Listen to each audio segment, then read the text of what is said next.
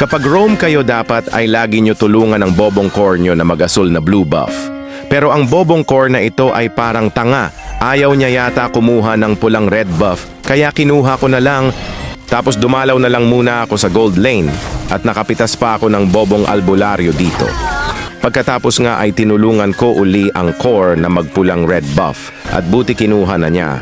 Kaso bobo talaga magling ang core namin dito at nagpapitas pa siya. Sayang ang buff tuloy kaya sinabihan ko siya na umayos naman. Kaya habang patay pa ang core ay mag-trade muna ako ng kill sa kalaban. At nakapitas nga ako ng bobong tuklas dito. Siya ka tinulungan ko uli ang bobong core namin na magpulang red buff dahil baka hindi niya kaya mag-isa. Kaso bigla siya nagpa-free kill dito. Ano ba itong core namin? Isa palang dark system. Sinayang niya na naman yung pulang red buff na pinaghirapan namin at ako pa ang sinisisi ng mga kakampi ko dito. Ako na nga ang tumutulong. Ako pa ang masama. Grabe naman kayo sa akin. Pinag-roam ko na nga kayo pero wala man lang kayo respeto mga walang ya. Wala pa akong skills dito pero si Hanabilat ay pumasok sa 3. Ayan patay ang gago. Tapos ako pa sinisisi ng bobong MM na ito. Kaya naman sinabihan ko siya na ayusin niya dahil ang bobo niya. Tapos may bobong zilong pa na balak mag-segue dito, pero makakatakas ba siya? It's a prank! Nahuli ka ni Gigablade, Gigablade lang pogi kaya jowain nyo na.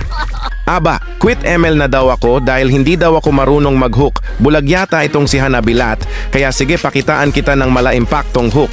Oh, kita mo yan? Hindi ba kayo nahihiya mga bobo? Binubuhat ko na nga kayo pero bakit parang ako pa ang pinagtutulungan ninyo? Parang hindi ako kakampi sa laro na ito.